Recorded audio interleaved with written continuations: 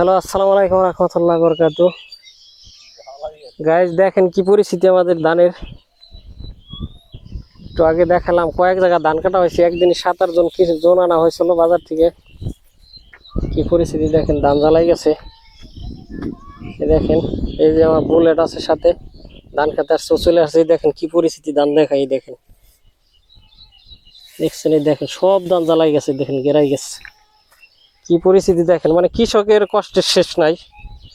সবারই সব জিনিসের কষ্টের শেষ আছে, কৃষকের কষ্টের শেষ নাই। দেখছেন সবটা ধান জ্বালাই গেছে, দেখেন এই যে কিরকম লাগতেছে। দেখেন এই যে কষ্ট বলতে মানে সিরিয়াস কষ্ট। এই যে এখানে অনেক ধান, 4-5 বিঘা ধান কাটা হয়েছে একদিন এখানে, আর এক জায়গায় কাটা হয়েছে অনেকগুলি।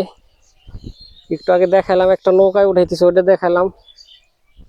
এখানে যে দেখেন দুইটা পালা দেওয়া হয়েছে পাশে। যে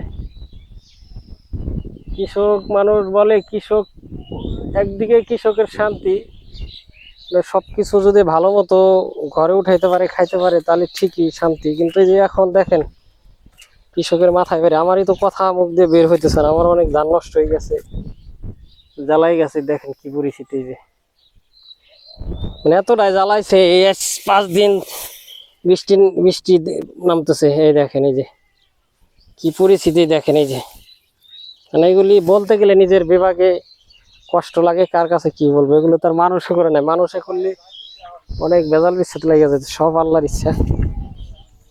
আচ্ছা দর্শক, ভালো থাকবেন, আমার চ্যানেলটা সাবস্ক্রাইব করে দিবেন। আল্লাহ হাফেজ।